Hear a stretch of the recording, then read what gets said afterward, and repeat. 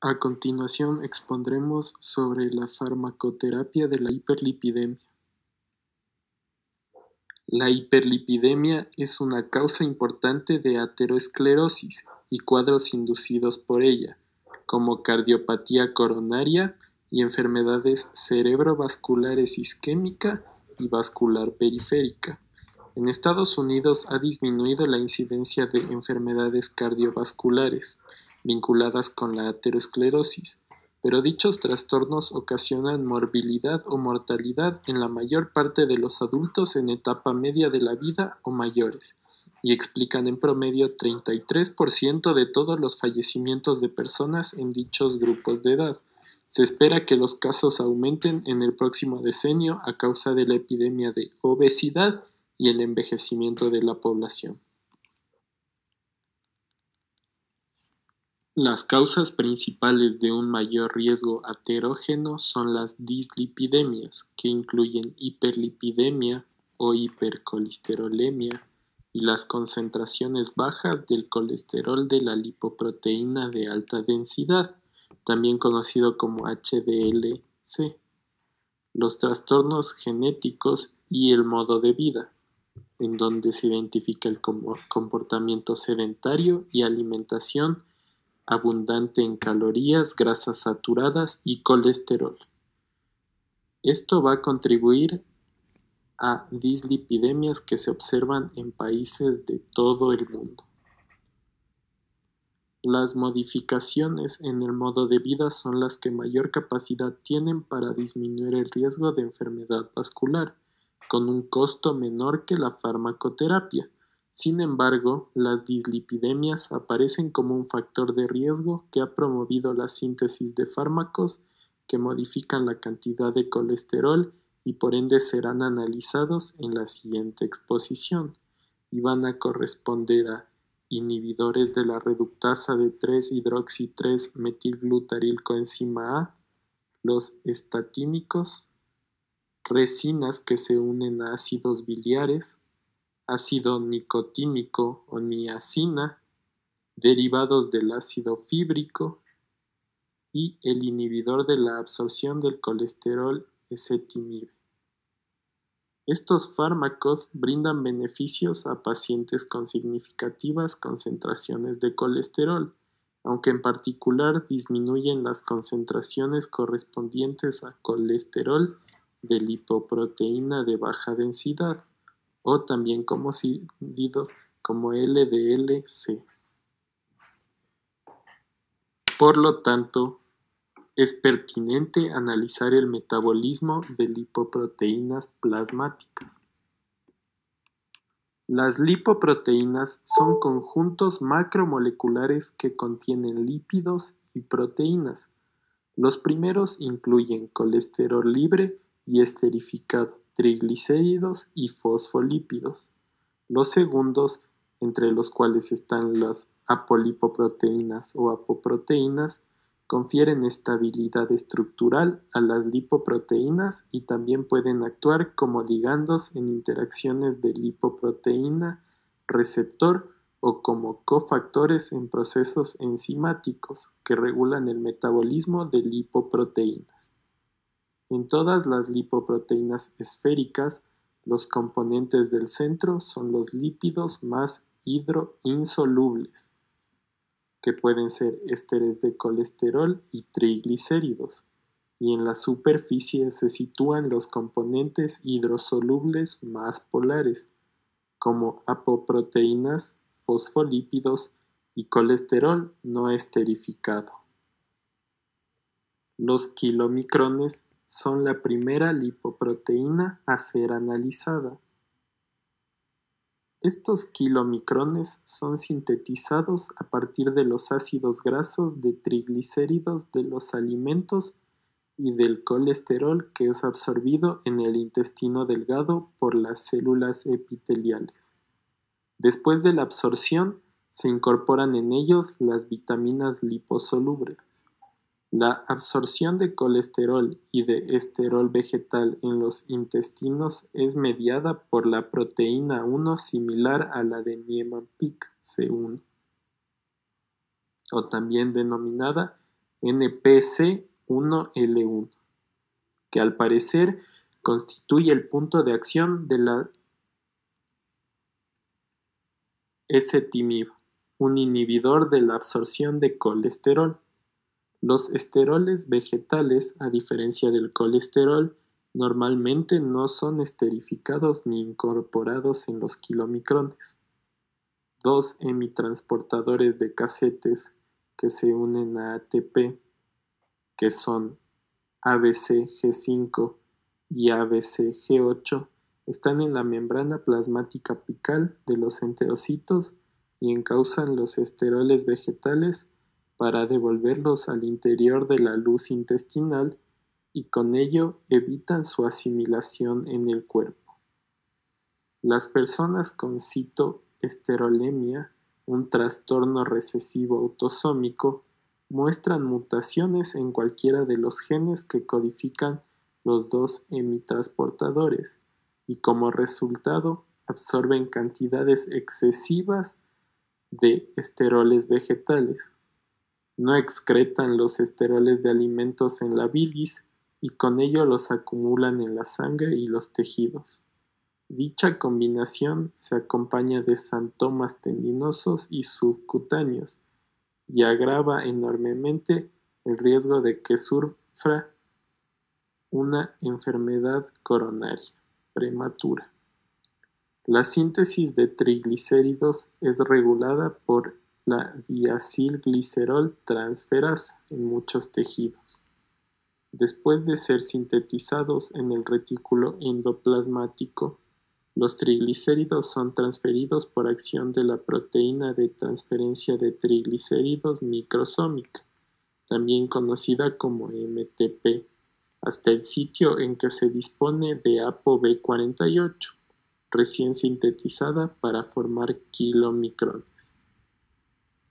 El colesterol de alimentos esterificado por la isoenzima de tipo 2 de la acilcoenzima A, colesterol aciltransferasa, sustancia que también se identifica en el intestino y en el hígado, sitios en que el colesterol libre celular es esterificado antes de la integración de las lipoproteínas con abundante triglicérido, como son los kilomicrones y las lipoproteínas de bajísima densidad o VLDL. Los kilomicrones a continuación penetran en la circulación a través del conducto torácico y son metabolizados inicialmente en la superficie luminar capilar de los tejidos que sintetizan lipoproteína lipasa o LPL, una hidrolasa de triglicéridos. Los tejidos en cuestión incluyen el adiposo, los músculos de fibra estriada y el miocardio, así como el tejido mamario en mujeres que amamantan. Conforme los triglicéridos son hidrolizados por lipoproteína lipasa, los ácidos grasos libres resultantes son captados y utilizados por los tejidos vecinos. La interacción de kilomicrones y lipoproteína lipasa obliga a contar con ApoC2 como cofactor absoluto.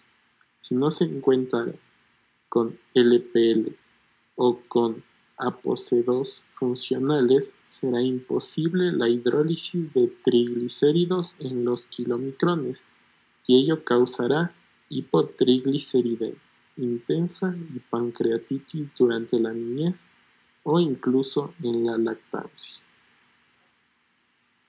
Después de la eliminación de gran parte de los triglicéridos de alimentos mediada por la lipoproteína lipasa, los restos de los kilomicrones que contienen aún todo el colesterol de alimentos se desprenden de la superficie capilar y en términos de minutos son extraídos de la circulación por el hígado.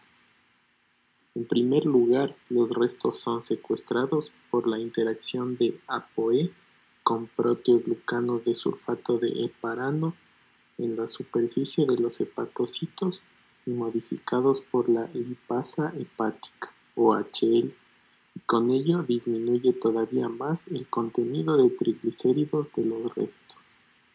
A continuación, ApoE media la captación de restos al interactuar con el receptor de LDL de hígado o la proteína propia del receptor de LDL. La LRP, o también conocida como la proteína propia del receptor de LDL multifuncional, reconoce diversos ligandos, incluidos ApoE, y algunos sin relación con el metabolismo de lípidos. Durante la hidrólisis inicial de triglicéridos de kilomicrones por parte de la lipoproteína lipasa, se desprenden de la superficie de tales estructuras ApoA1 y fosfolípidos y permanecen en el plasma. Ello constituye un mecanismo por el cual se genera HDL naciente o lipoproteína de alta densidad. Los restos de kilomicrones no son precursores de lipoproteína de baja densidad o LDL, pero el colesterol de alimentos que llevan al hígado, los restos, aumentan las concentraciones de lipoproteína de baja densidad plasmáticas al disminuir la catabolia de lipoproteína de baja densidad mediada por su propio receptor en dicha glándula. Las lipoproteínas de muy baja densidad, o también denominadas VLDL, son producidas en el hígado cuando es estimulada la producción de triglicéridos por la mayor llegada de ácidos grasos libres o por el aumento de la síntesis de novo de dichos ácidos grasos por parte del hígado.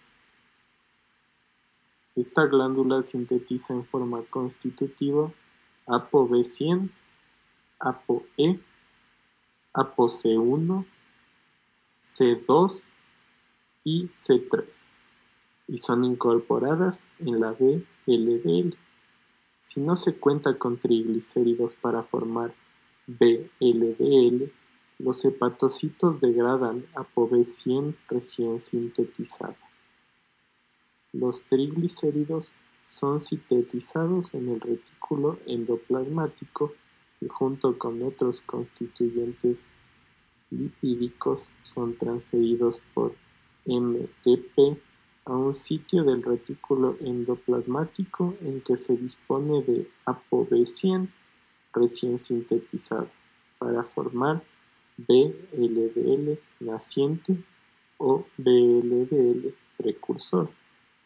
Cantidades pequeñas de ApoE y las apoproteínas C son incorporadas en las partículas nacientes dentro del hígado antes de ser secretadas, pero muchas de las apoproteínas comentadas se obtienen de HDL plasmática después de que el hígado secreta la VLDL.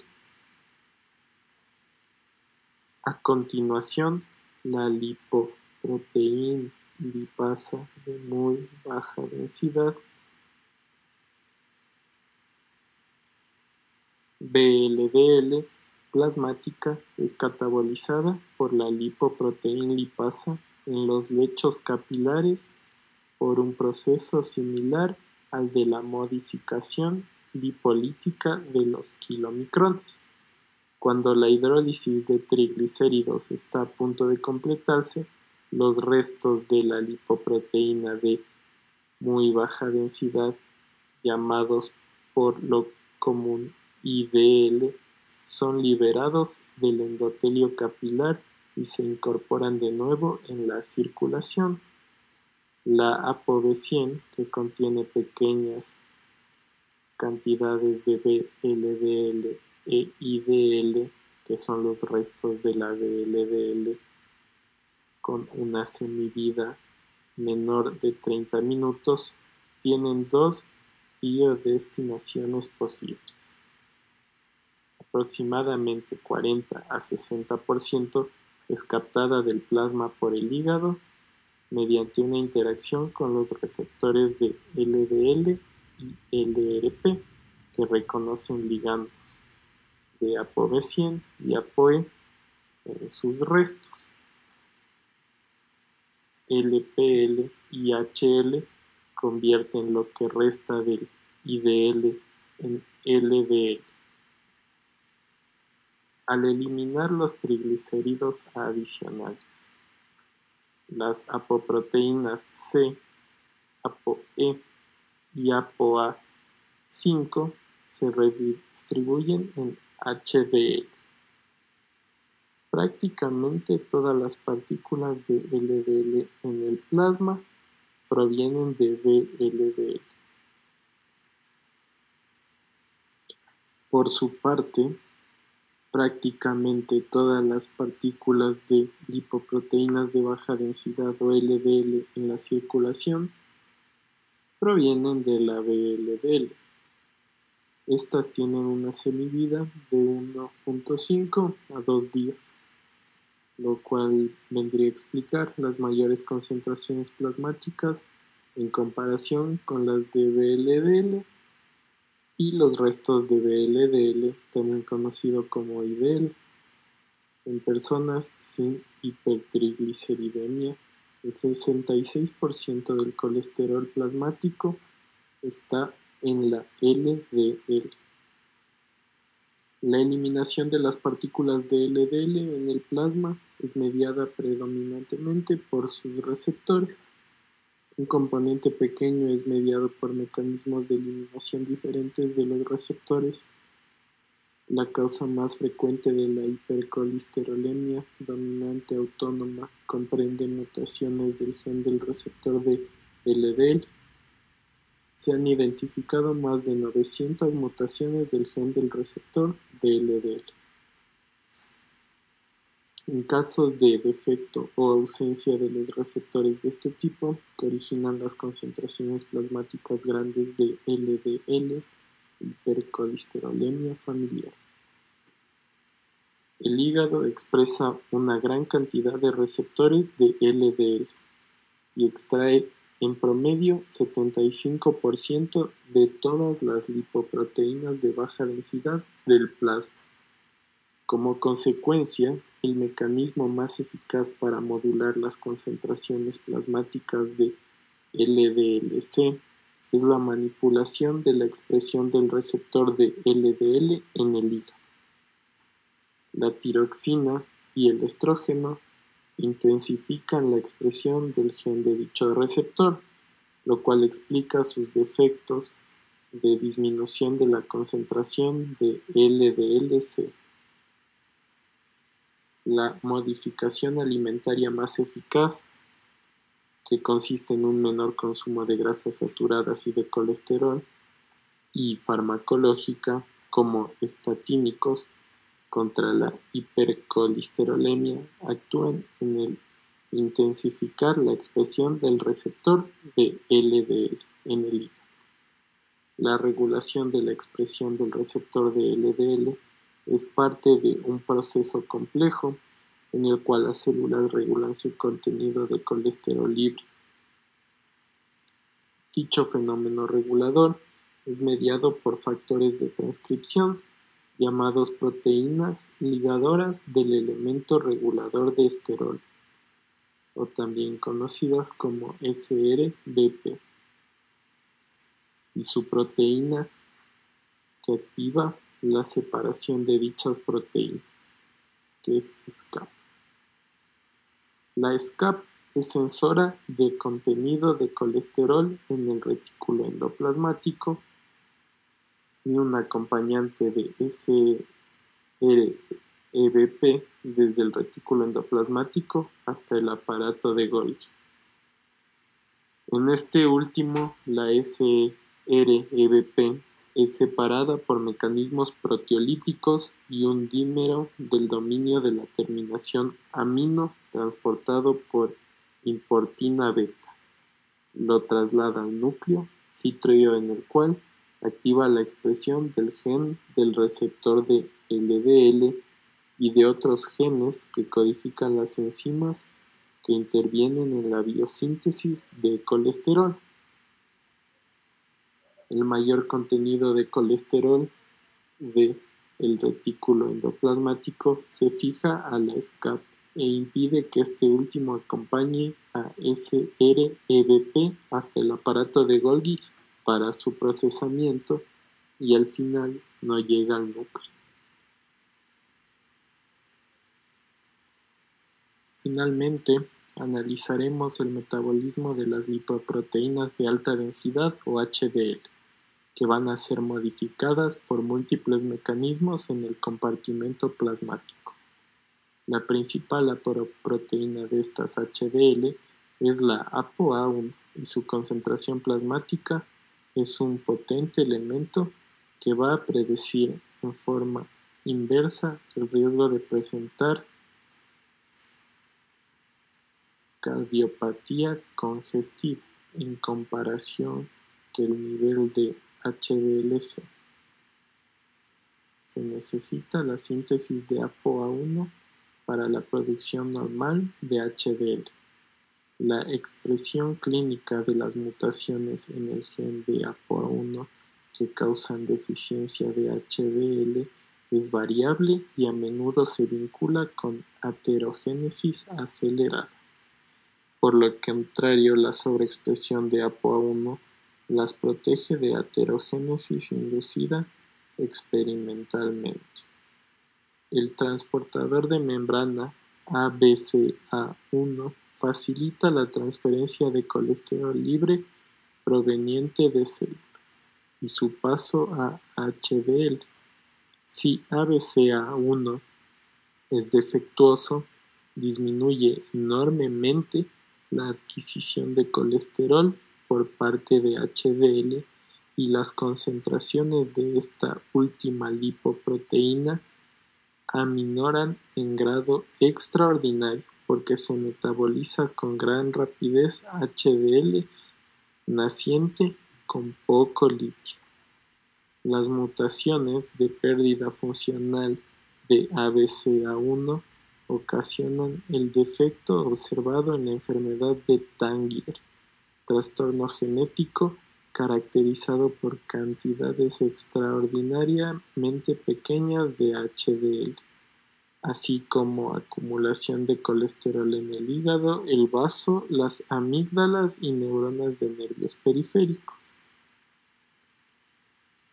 Después de que HDL pre-beta-1 adquiere el colesterol libre, es esterificado por la lectina, colesterol aciltransferasa. El colesterol recién esterificado y no polar se vuelve en el centro de la HDL discoide. Conforme aumenta el contenido de éster de colesterilo, la partícula de HDL se torna esférica y pierde densidad.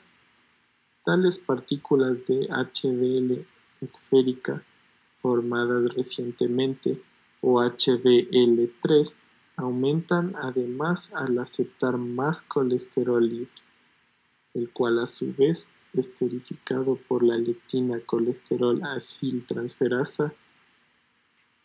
Así, HDL3 se convierte en HDL2 de mayor tamaño y menor densidad.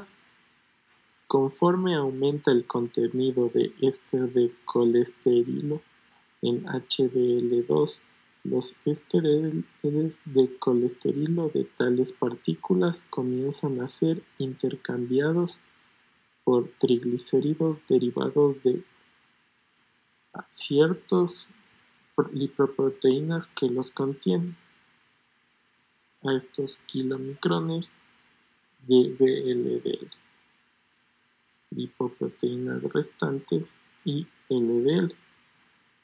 Tal cambio es mediado por la proteína de transferencia de éster de colesterilo, también denominada CETP, y en los seres humanos explica la separación del 66% del colesterol que está junto con HDL. A continuación, el colesterol transferido es metabolizado como parte de la lipoproteína, en cuyo interior fue incorporado. Los tratamientos orientados a los transportadores de CETP y ABC han generado resultados equívocos en personas.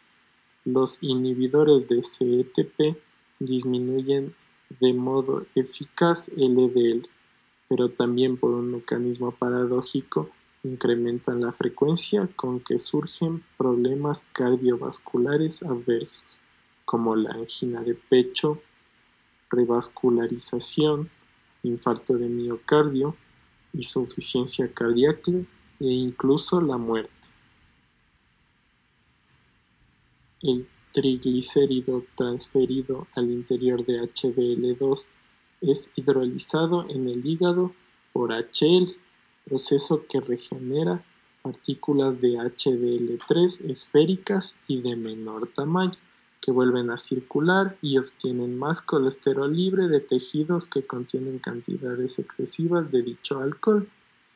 La actividad de HL es regulada y modula las concentraciones de HDL-C. Los andrógenos y los estrógenos modifican la expresión del gen de HL, pero con efectos contrarios. Los andrógenos intensifican la actividad de HL, lo cual explica los menores valores de HDL-C observados en varones en comparación con las mujeres. Los estrógenos, por su parte, van a disminuir la actividad de HL, pero el impacto en las cifras de HDL-C en mujeres es sustancialmente menor que el de los andrógenos en las cantidades de HDL-C en varones. HL, al parecer, tiene una participación indispensable para regular las concentraciones de HDL-C, dado que la actividad de HL aumenta en muchos individuos con cifras de HDL-C bajas. Las HDL son lipoproteínas protectoras que reducen el peligro de cardiopatías congestivas. De este modo, es conveniente que haya concentraciones altas. Tal efecto protector puede ser consecuencia de su participación en el transporte inverso del colesterol, proceso por el cual se adquiere colesterol en exceso de las células y es transferido al hígado para su excreción. Las HDL también pueden proteger de la aterogénesis por mecanismos que no guardan relación directa con el transporte inverso del colesterol.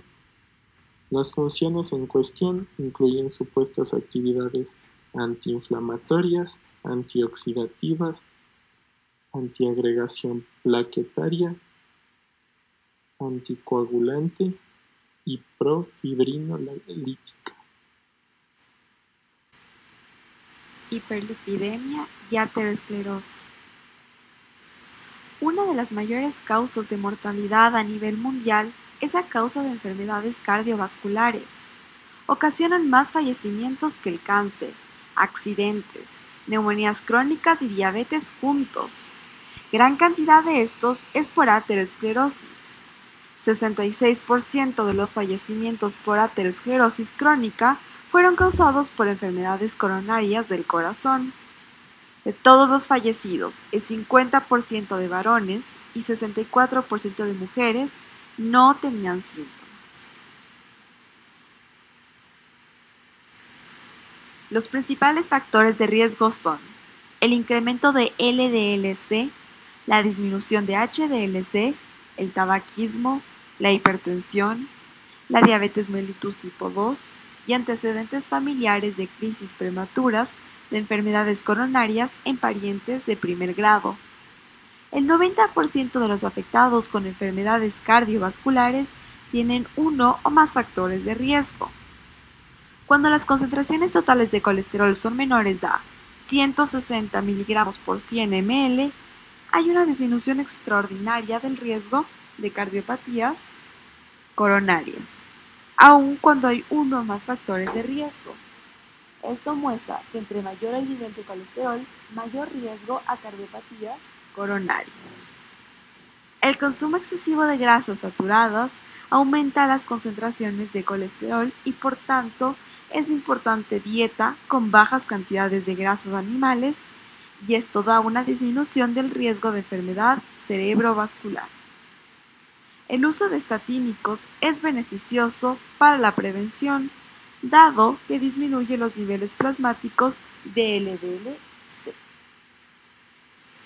Estas directrices fueron planteadas en el año 2001 y actualizadas en el 2004. Dentro de la actualización se encuentran los siguientes puntos para la evaluación de riesgos. Primero, no hay un umbral de LDL-C que tiene que superarse para la administración de fármacos hipocolesterolemiantes en sujetos con cardiopatías coronarias. Segundo, nueva concentración prefijada de LDL-C mayor a 70 mg por 100 ml es recomendable la utilización de dosis estándar de estatínicos. Tercero, intensidad de tratamiento basa en gravedad de los riesgos del paciente, dado que es dependiente de la población. Por ejemplo, en mujeres el riesgo es mayor que en hombres y para cualquier persona aumenta el riesgo con una edad mayor a 20 años. Una persona con máximo riesgo es aquella que ha tenido un trastorno previo, tenga diabetes mellitus tipo 2, infarto de miocardio, síndrome coronario agudo, ataque sistémico transitorio, enfermedad cerebrovascular o claudicación.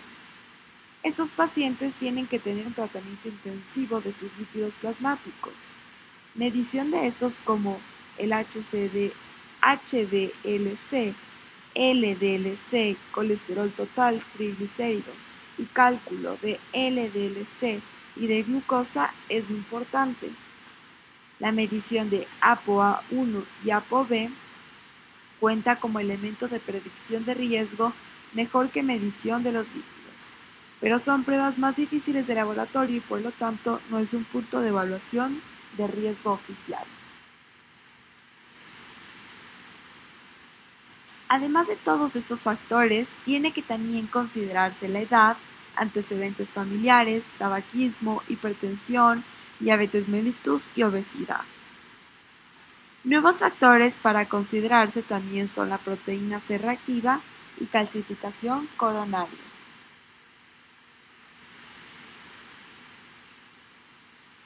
Las directrices del NCEP para el tratamiento de dislipidemia categorizan a esta en 3 pasos.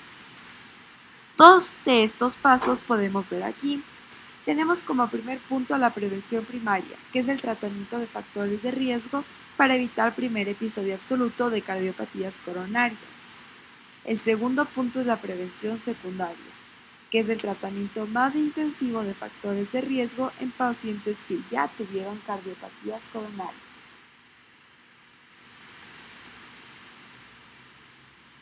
El tercer punto es la prevención primordial, que basa en evitar la génesis de factores de riesgo. Aquí tenemos ciertos puntos de interés que se tienen que abarcar, como lo es el tabaquismo, el control del peso, la actividad física y la dieta. El ejercicio de intensidad moderada durante 150 minutos por semana, por ejemplo, una caminata de 20 a 30 minutos al día, es recomendable. Como anteriormente mencionado, la dieta es un punto esencial y es importante crear costumbres alimentarias en el cual se reduzca el número de calorías totales que se tiene en la ingesta diaria nutricional.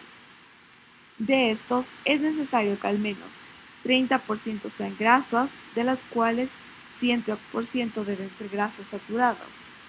Una reducción importante en la ingesta de colesterol, o sea, el evitar de grasas trans, comer pescados oleosos al menos 2 veces por semana, comer alimentos ricos en ácido alfa-linoleico y limitar las bebidas azucaradas.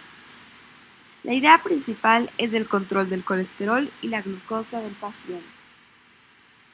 El tratamiento hipolipemiante intensivo genera efectos beneficiosos por la disminución del depósito de lípidos, corrección de la disfunción endotelial y reactividad vascular normal.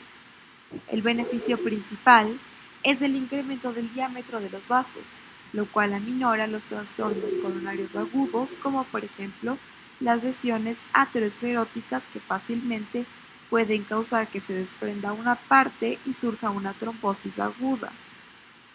Las oclusiones menores al 60% del diámetro del vaso son la causa del 66% de los problemas agudos. Es importante la evaluación de cuándo y a quién se le dará un tratamiento farmacológico hipolipemiante. Para esto es importante tomar en cuenta los siguientes grupos de personas: hombres y mujeres que han tenido un trastorno vascular previo, mujeres posmenopáusicas, varones mayores a 45 años y mujeres mayores a 55 años, colesterol plasmático elevado, fumadores, diabetes tipo 2, pacientes diagnosticados con cardiopatías coronarias. En todos estos grupos, un tratamiento reducirá notablemente la mortalidad. El paciente que cumpla los criterios para recibir la farmacoterapia va a tener que hacer un ajuste significativo en su dieta. Es importante que el paciente cumpla con el siguiente régimen: menos de 7% de calorías provenientes de ácidos grasos saturados y trans, menos de 200 miligramos de colesterol al día, más de 20% de ácidos grasos monoinsaturados, más de 10% de calorías de grasas poliinsaturadas. Calorías de grasas totales tienen que responder a un 25 a 35% de las calorías totales. El tratamiento para diabetes.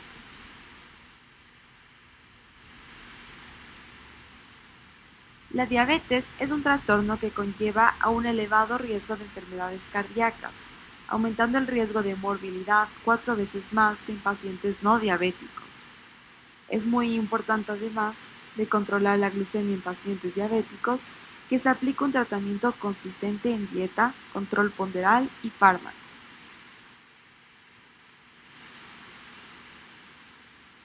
La dislipidemia diabética, por lo común, se caracteriza por niveles altos de triglicéridos, bajos de HDLC e incrementos moderados de colesterol total y de LDLC. El tratamiento de la dislipidemia en diabéticos con o sin cardiopatías coronarias es la misma debido a que los pacientes se encuentran en un mismo riesgo.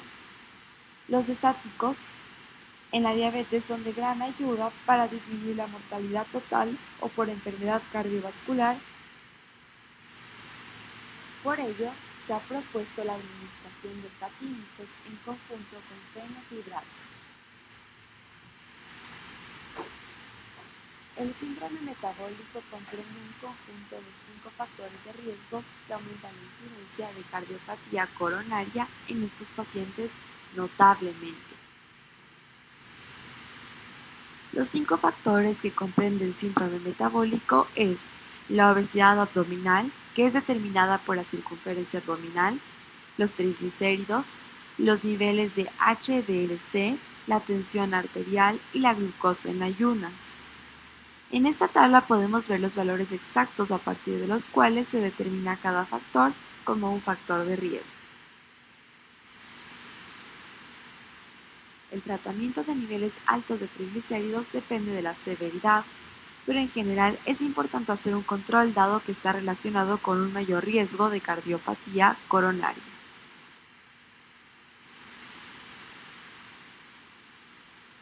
El tratamiento de niveles altos de triglicéridos depende de la severidad, pero cualquier nivel por encima de 150 miligramos por ml es considerado un riesgo y es necesario que sea tratado. En todos los niveles de severidad es necesario una disminución del peso con una adecuada dieta y ejercicio para lograr controlar los cambios de LDLC. Se le recomienda que no se ingiera alcohol al paciente o al menos que disminuya el consumo de este.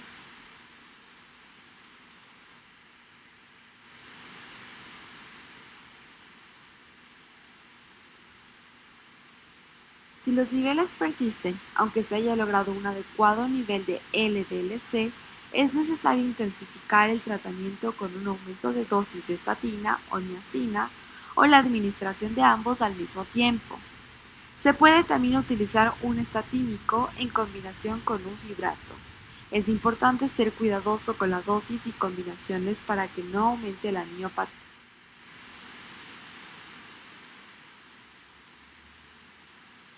Las estatinas en la dislipidemia.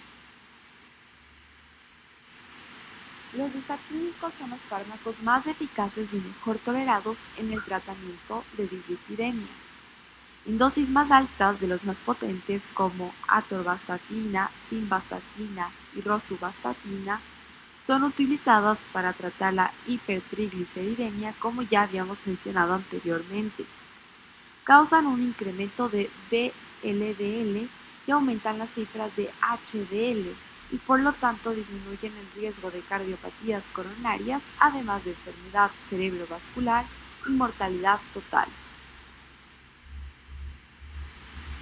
Las estatinas son inhibidores de la biosíntesis del colesterol al reprimir la hidroximetilglutarilcoenzima A reductasa. La hidroximetilglutarilcoenzima A reductasa actúa en la reacción que podemos ver en la parte inferior de la diapositiva formando mebolanato a partir de hidroximetilglutarilcoenzima A. Los estatínicos inhiben la hidroximetilglutarilcoenzima A reductasa al poseer un grupo lateral parecido que puede unirse competitivamente a esta enzima, reprimiendo que pueda generar mebolanato. Todos los estatínicos tienen un anillo de hexahidronaftaleno y en la imagen encontramos los 7 de ellos, que serían mevastatina, lovastatina, samvastatina, pravastatina, fluvastatina, atorvastatina, rosuvastatina y pitavastatina. Bajan los niveles plasmáticos de colesterol al inhibir una fase temprana de la síntesis del colesterol. Esto causa que el colesterol libre dentro del hepatocito se separe de los SEERBP propios de la membrana y sean llevados al núcleo, donde se unirán los factores de transcripción y habrá mayor expresión del receptor de LDL en el hígado, y esto baja las concentraciones un 20 a 55% de LDL plasmático.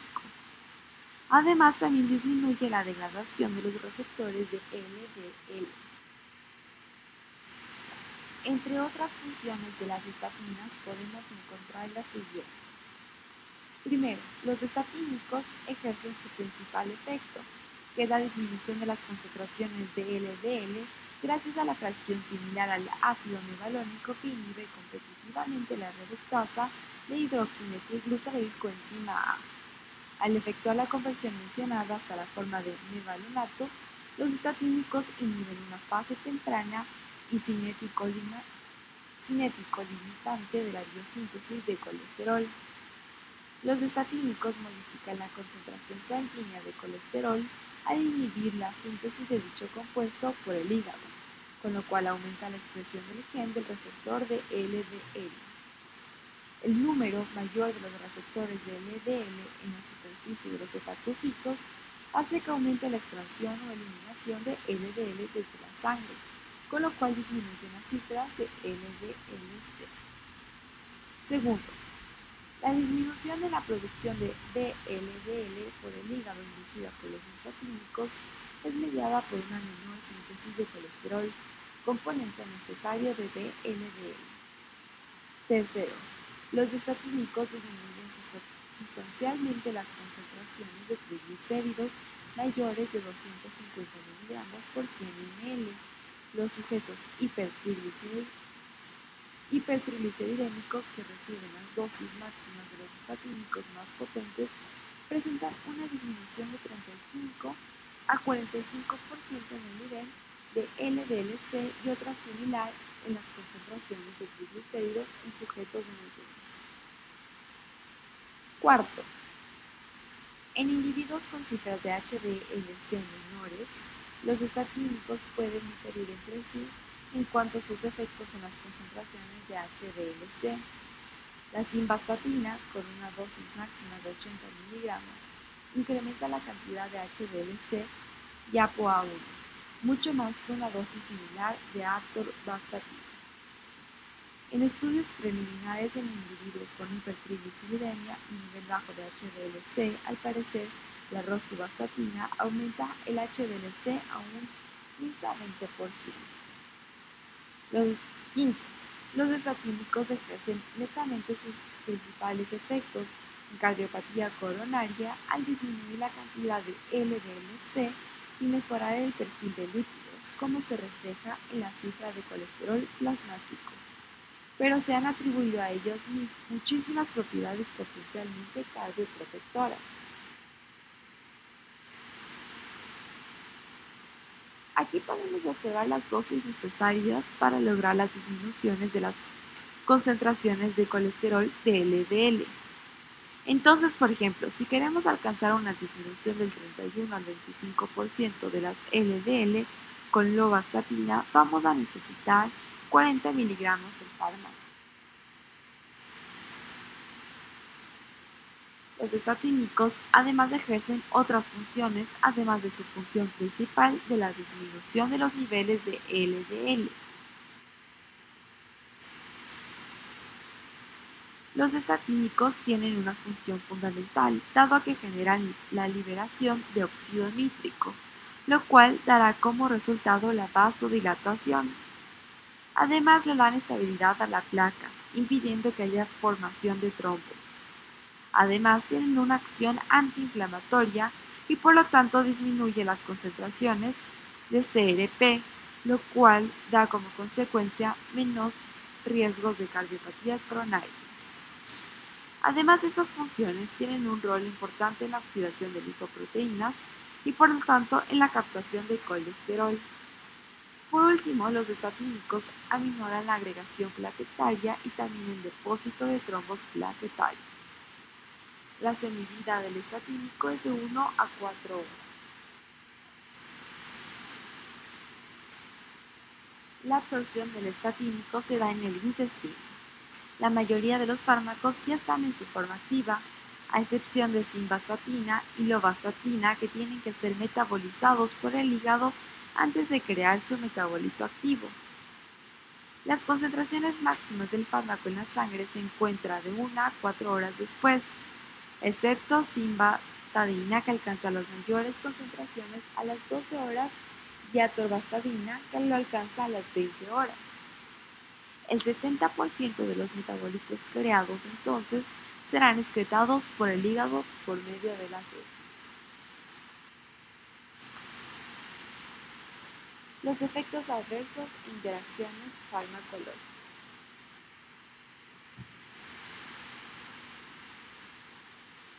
Los estatínicos tienen una hepatotoxicidad alta, haciendo que lleguen hasta triplicarse los niveles de las transaminasas en la sangre, pero no se encuentra insuficiencia hepática y los casos de hepatotoxicidad son poco comunes.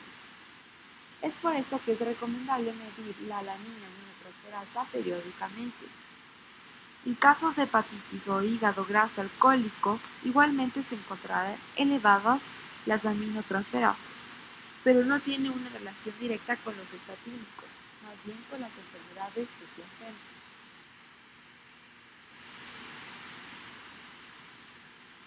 El principal efecto adverso de los fármacos hipolipidemiantes es la miopatía, que puede llegar a causar, en casos raros, muerte por ratoniólisis. Se encuentran cifras de creatinina sinasa 10 veces mayores a los normales en pacientes con uso de estatinas prolongado. Estos efectos adversos aumentan de acuerdo a la dosis, concentraciones plasmáticas y cuando hay uso de fármacos que inhiben la catabolia de las estatinas. Es esta la razón por la cual es importante que se evite ciertos fármacos como la niacina, inhibidores de proteasas de VIH, amiodarona, mifazodona y el gemfibrosilo, siendo este último el fármaco que con mayor frecuencia se vincula con la miopatía inducida por estatinas.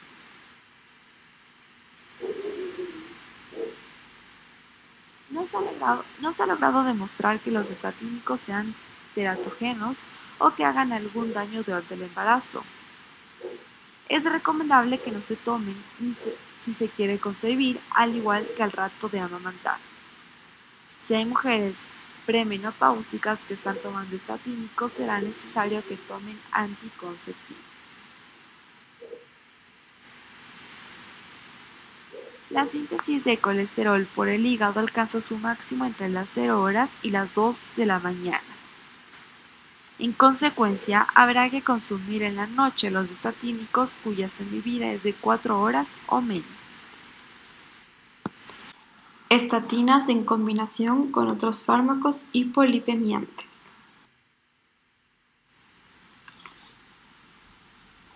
Colestiramina y colestipol. Son dos secuestradores de ácidos biliares o resinas probados y son algunos de los hipolipemiantes más antiguos y probablemente los más inocuos, porque no son absorbidos en el intestino. Las resinas son recomendables también para sujetos de 11 a 20 años de vida. Los estatínicos tienen tanta eficacia como fármacos únicos, al grado que las resinas muy a menudo se utilizan como segundos fármacos si con las estatinas no disminuye en grado suficiente la cantidad de LDL-C. En caso de que se utilizan junto con un estatínico, la colestiramina y el colestipol por lo común se administran en dosis submáximas. Aunque las dosis máximas disminuyen el nivel de LDL-C incluso hasta un 25%, se acompañan de efectos inaceptables en vías gastrointestinales como timpanismo y estreñimiento que limitan el cumplimiento de órdenes clínicas. Por lo tanto, aunque la disminución de LDL-C por acción de las resinas depende de la dosis, bastan tan solo 1 o 2 semanas para alcanzar la reducción máxima de LDL-C con una dosis particular de resina. Por su parte, el colesevelam es un nuevo secuestrante de ácidos biliares que disminuye 18% el nivel de LDL-C en dosis máximas. No se ha estudiado en niños o mujeres embarazadas su inocuidad y eficacia. En cuanto al mecanismo de acción, los secuestradores de ácidos biliares tienen carga muy positiva y se ligan a los ácidos biliares con carga negativa. Ante su gran tamaño molecular, las resinas no se absorben y por las heces se secretan los ácidos biliares ligados. Más del 95% de los ácidos biliares normalmente son reabsorbidos, razón por la cual la interrupción de tal proceso agota su fondo común y se intensifica su síntesis por el hígado. Como consecuencia, disminuye el contenido del colesterol hepático y ello estimula la producción de receptores de LDL, efecto semejante al de los estatínicos.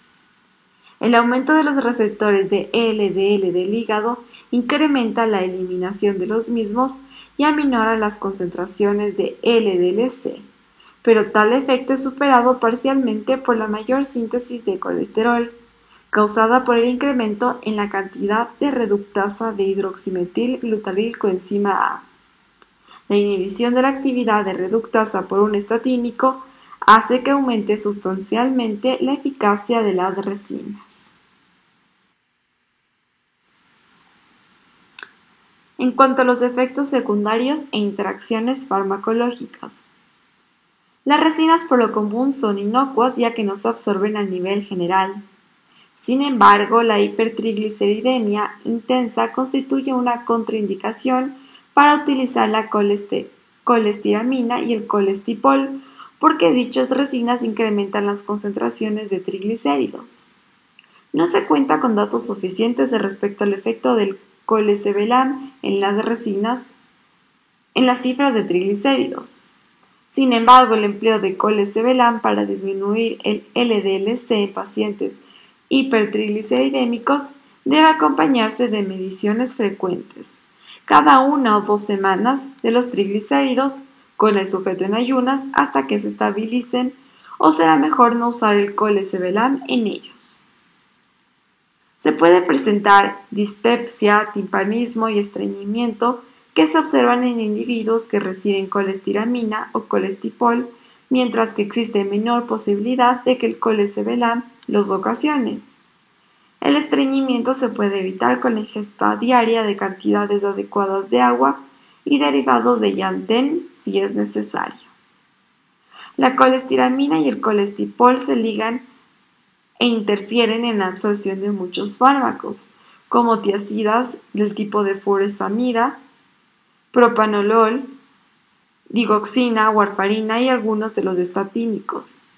Por ello es prudente administrar todos ellos 1 hora antes o 3 a 4 horas después de una dosis de colestiramina colestipol. Colesevelam y el efecto de este último en la absorción de otros medicamentos no ha sido estudiado, pero es prudente recomendar a los pacientes que reciban los demás fármacos 1 hora antes o 3 a 4 después de administrar una dosis de colesevelam.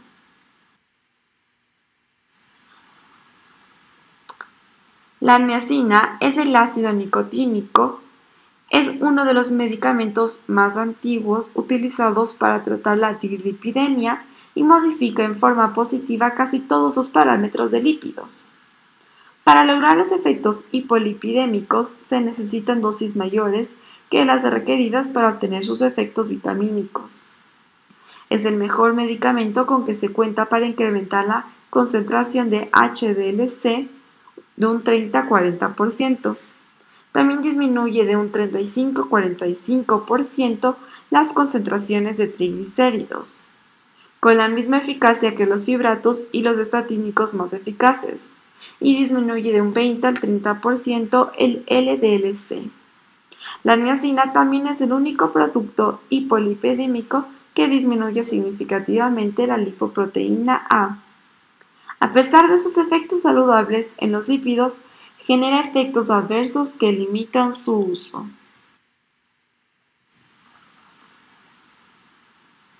En cuanto al mecanismo de acción, la niacina inhibe la lipólisis de triglicéridos al actuar en el receptor GPR109A, que está acoplado con la proteína GI, de modo que la niacina estimula la vía de GI-adenilciclasa en los adipocitos. Inhibe la producción de AMP cíclico y aminora la actividad de lipasa hormonosensible, la lipólisis de triglicéridos y la liberación de ácidos grasos libres. La niacina también puede inhibir una enzima cinético-limitante de la síntesis de triglicéridos, que es la diacilglicerol aciltransferasa 2. En el hígado, la niacina aminora la síntesis de triglicéridos al inhibir la síntesis y la esterificación de ácidos grasos, efectos que incrementan la degradación de ApoB. Al disminuir la síntesis de triglicéridos, también disminuye la producción de VLDL por el hígado, lo que explica menores concentraciones de VLDL.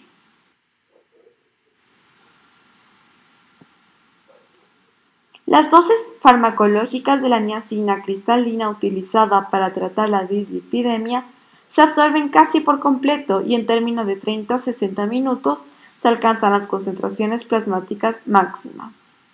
La semivida es de unos 60 minutos y ello explica la necesidad de administrar tal sustancia 2 o 3 veces al día. Con dosis menores, casi toda la niacina es captada por el hígado y en la orina aparece solo el metabolito mayor, que es del ácido nicotinúrico. Con dosis mayores se excreta por la orina una proporción mayor de la sustancia en la forma de ácido nicotínico original. Dos de los efectos adversos de la niacina, que son la hiperemia facial y la dispepsia, limitan el cumplimiento de órdenes terapéuticas. La hiperemia y el prurito acompañantes son mediados por prostaglandinas. La hiperemia empeora cuando se comienza el tratamiento o aumentan las dosis, pero cesa en casi todos los pacientes después de 1 a 2 semanas de recibir en forma estable las dosis. La hiperemia o congestión cutánea se lleva al mínimo si se emprende el tratamiento con dosis pequeñas o si el medicamento se ingiere después del desayuno o de la cena. Existe menor posibilidad de que aparezca dispepsia y episodios más raros de náusea, vómito y diarrea si la persona ingiere el fármaco después de una comida. Es importante que las personas con los antecedentes de ulceropatía péptica no reciban niacina, porque puede activar tal lesión. Sin embargo, los efectos adversos más comunes y graves desde el punto de vista médico son la hepatotoxicidad. Causan tal manifestación grave en el hígado la niacina cristalina y la liberación sostenida, sintetizada para disminuir la hiperemia y el prurito. Una niacina de liberación extendida, al parecer, tiene una capacidad menor de causar hepatotoxicidad grave. Hay que considerar como signo de toxicidad por niacina las disminuciones del 50% o más en LDL-C en sujetos que reciben dicha vitamina. En individuos con diabetes mellitus hay que usar con gran cautela la niacina, porque la resistencia a la insulina inducida por tal vitamina puede originar hiperglucemia profunda. La niacina también incrementa la concentración de ácido úrico y puede reactivar la gota. Entre los efectos adversos raros y reversibles están la ambliopía y la maculopatía tóxicas. También se han señalado casos de taquicardias y fibrilación auriculares, más frecuentemente en ancianos. Finalmente, no debe usarse en embarazadas. La niacina está indicada en casos de hipertrigliceridemia y aumento del nivel de LDL-C y es particularmente útil en sujetos con dicho trastorno y con menores niveles de HDL-C. La niacina se distribuye en dos presentaciones: la cristalina, que es de liberación inmediata o simple, y la presentación de liberación sostenida es aquella que libera continuamente niacina 6 a 8 horas después de ingerida. Niaspan es el único preparado de la niacina aprobado en Estados Unidos por la FDA para tratar la dislipidemia, ya que Niaspan tiene una menor capacidad de causar efectos tóxicos en el hígado. El empleo de niacina y un estatínico en forma simultánea puede ocasionar miopatía, y por ello habrá que administrar la estatina en una dosis que no exceda el 25% de la máxima. Se orientará al enfermo a que interrumpa el tratamiento si surgen mialgias similares a las de un cuadro gripal.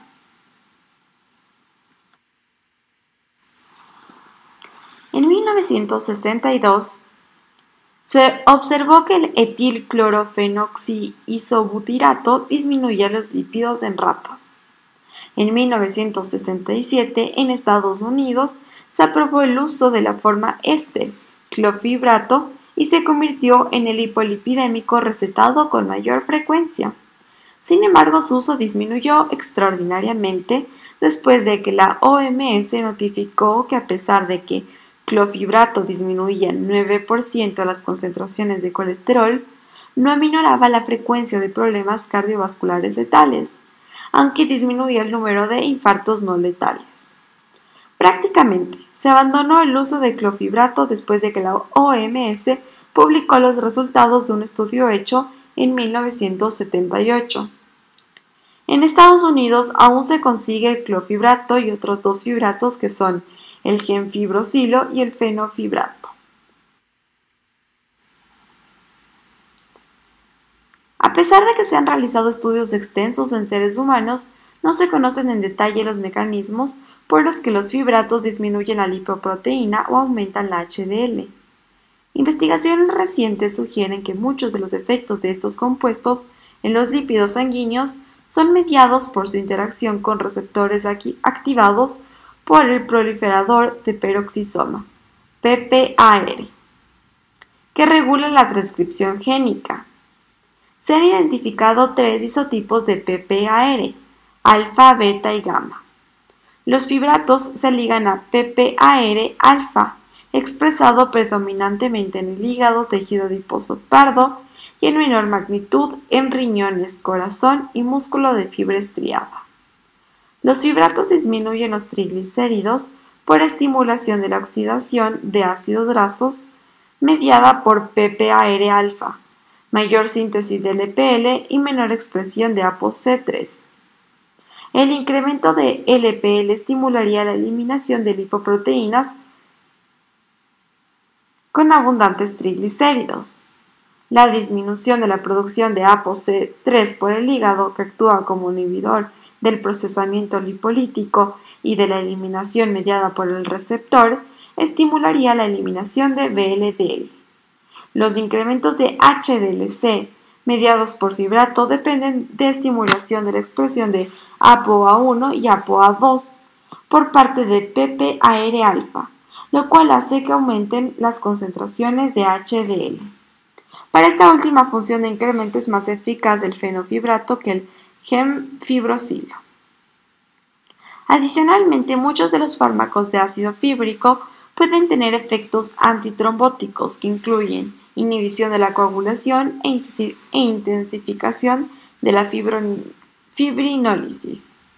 Estos efectos positivos también podrían modificar los puntos finales cardiovasculares por mecanismos no vinculados con actividad hipolipidémica alguna.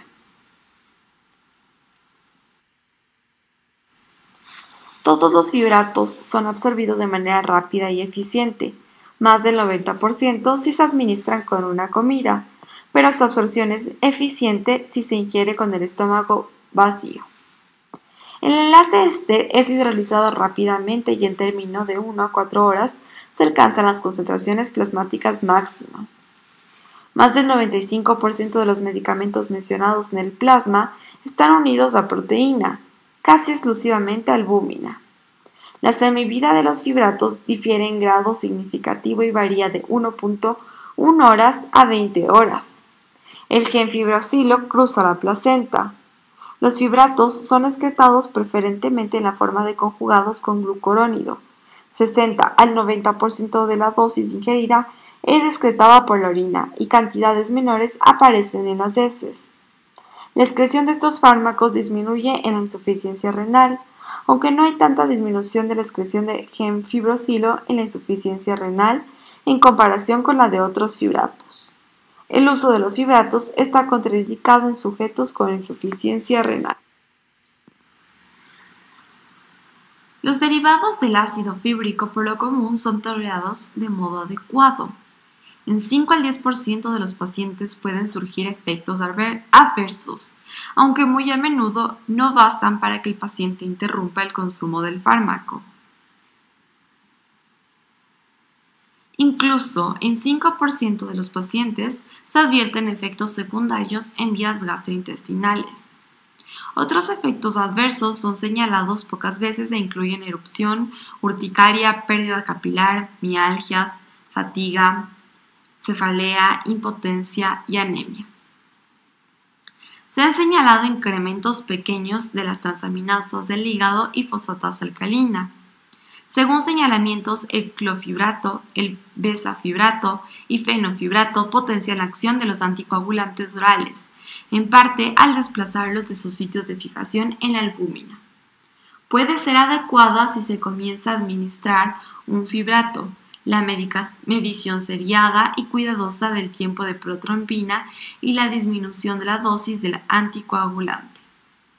En ocasiones surge un síndrome de miopatía en individuos que reciben clofibrato, gemfibrosilo o fenofibrato y a veces se observa incluso en 5% de los pacientes tratados con una combinación de gemfibrosilo y dosis mayores de estatínicos. Para disminuir el riesgo de que surja miopatía, habrá que disminuir las dosis de estatínicos cuando se combina uno de ellos y un fibrato. Algunas interacciones farmacológicas pueden contribuir a tal respuesta adversa.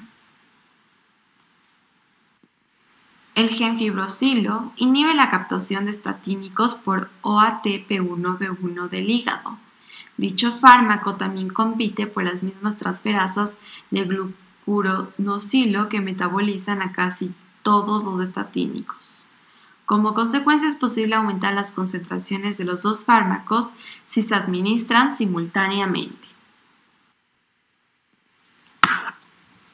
Los fibratos son los fármacos más indicados para tratar a sujetos hiperlipidémicos con hiperlipoproteinemia de tipo 3 y también a personas con hipertrigliceridemia intensa, en peligro de padecer pancreatitis.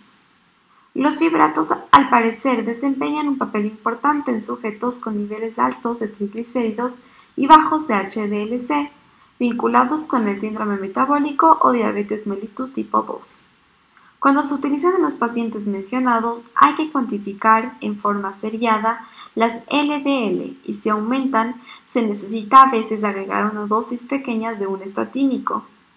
Hoy muchos expertos en primer lugar añaden un estatínico y después un fibrato, con base en el beneficio publicado de administrar el gen fibrosilo. Sin embargo, en estudios de puntos finales no se ha evaluado las combinaciones de estatínicos y fibrato. Si se usa la combinación anterior, es importante vigilar con gran cuidado al enfermo en busca de miopatía. De este modo, para concluir, los estatínicos en combinación con las resinas, como son colestiramina y colestipol, permiten disminuciones en el nivel de LDL-C 20 a 30% mayores que las que se logran con los estatínicos solos. Por su parte, el clorhidrato de colestebelam agregado a un estatínico disminuye el nivel de LDL-C un 8 a 16% más que los estatínicos solos. La niacina también incrementa los efectos de los estatínicos, pero se agrava la aparición de miopatía cuando las dosis de estatinas rebasan 25% de la máxima junto con la niacina. La combinación de un fibrato con un estatínico es particularmente útil en personas con hipertrigliceridemia y niveles altos de LDL-C. Dicha combinación agrava el riesgo de miopatía, por lo que la dosis de un estatínico no puede exceder más del 25% de su dosis máxima. El fenofibrato, que tiene la menor capacidad de interferir en el metabolismo de estatínicos, al parecer es el fibrato más inocuo para utilizar con ellos.